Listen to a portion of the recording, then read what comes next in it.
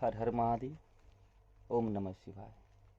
हमारा आज का विषय आपने देख ही लिया होगा क्या है।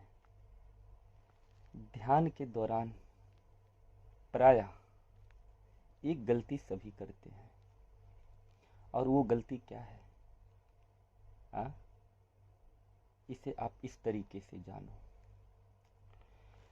कि आप ध्यान को उपलब्ध होने हेतु जिस भी क्रिया, जिस भी सूत्र, जिस भी विधि अथवा जिस भी साधन का प्रयोग कर रही हो, उस साधन का काम क्या होता है, उसकी कार्य क्या होती है।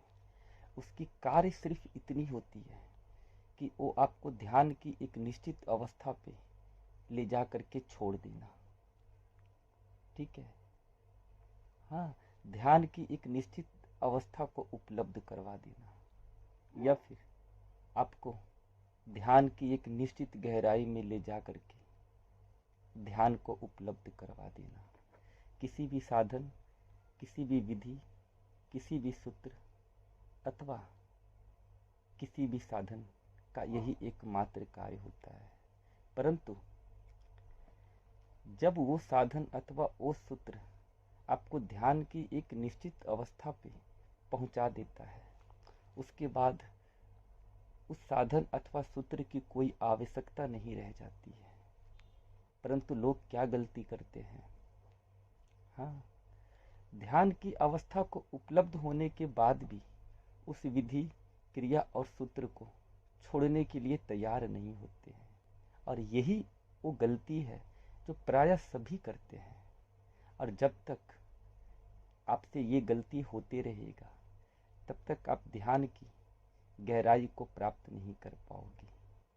और अगर आपको थोड़ा बहुत भी ध्यान का अनुभव होगा, तो इस चीज को आप बखूबी हर दिन अनुभव भी करते होगे। ठीक है। अगर मैं एग्जाम्पल के तौर पे आपको समझाना चाहूँ, तो इसे ऐसे जानो। आप एक जगह से दूसरी जगह जाने के लिए किसी एक साधन का प्रयोग करते हो, चाहे बस का प्रयोग करो, चाहे टैक्सी का प्रयोग करो, चाहे मोटरसाइकिल का प्रयोग करो, चाहे साइकिल का प्रयोग करो, तो ये सब एक साधन है। परंतु जब आप क्या अपने गंतव्य स्थान को पहुंच जाते हो, जब एक साधन के द्वारा आप एक स्थान से दूसरे स्थान को पहुंच जाते हो, तो क्या बस से नहीं उतरते हो, वो साधन नहीं छोड़ते हो? हाँ, टैक्सी पे बैठे रह जाते हो, पहुंचने के बाद भी टैक्सी को छोड़ने के लिए तैयार नहीं होते हो, अपने बाइक से नहीं उतरते हो। हाँ, अरे भाई, उसका काम है एक स्थान से दूसरे स्थान पे पहुंचने के लिए आप जिस साधन का प्रयोग कर रहे हो, हाँ, वो साधन जब आपको उस स्थान पे छोड़ देता है, उस स्थान पे पहुंचा देता है, फिर उस साधन की कोई आवश्यकता, कोई जरूरत शेष नहीं रह जाती है। हाँ, सेम यही सूत्र और समीकरण ध्यान के दौरान भी काम करते हैं। और मैं आपको पहले ही बताया था, ध्यान के लिए ना तो कोई सूत्र होती है, ना ही कोई विधि होती है। जितनी भी सूत्र, जितनी भी विधि अथवा जितनी भी साधन बनी है, उसका काम केवल इतना ही है कि वो आपको ध्यान को उपलब्ध करवा देता है, ध्यान तक पहुंचा देता है। परंतु ध्यान को उपलब्ध होने के बाद भी, ध्यान तक पहुंच जाने के बाद भी आप निरंतर उस विधि, सूत्र अथवा क्रिया में ही अटके रह जाते हो, उसको पकड़े रह जाते हो, उसको छोड़ने के लिए तैयार ही नहीं होते हो। और यही एक गलती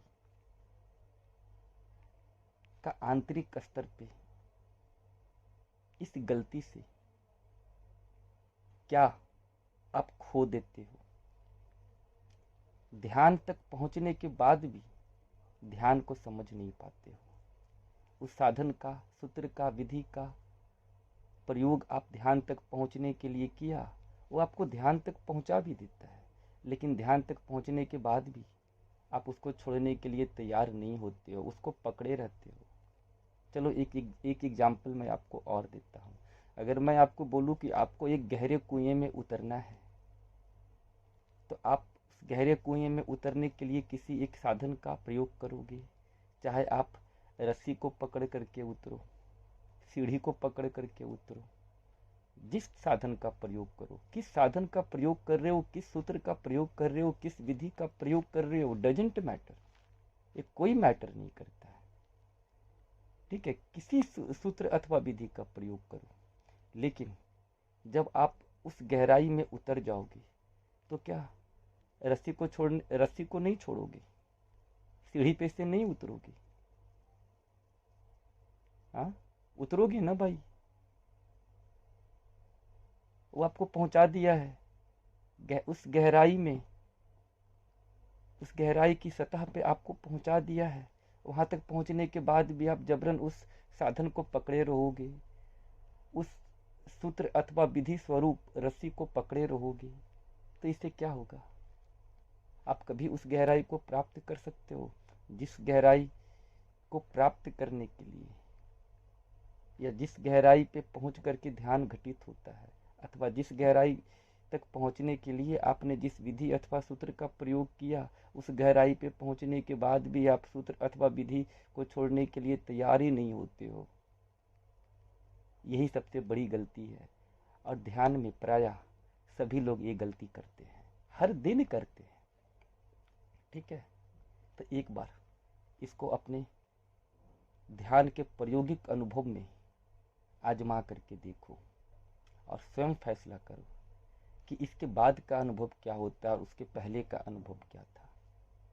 ठीक है, और क्या बोलूं, एक बार साफ और स्पष्ट तौर पे मैं एक बार फिर से रिपीट कर देता हूँ, किसी भी सूत्र, किसी भी विधि, किसी भी साधन का काम आपको ध्यान तक पहुंचाने के लिए होता है, ना कि ध्यान के लिए होता है।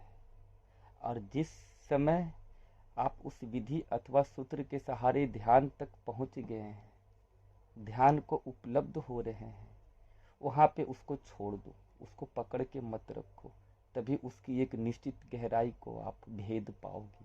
अन्यथा आप उसी साधन में लटके रह जाओगे।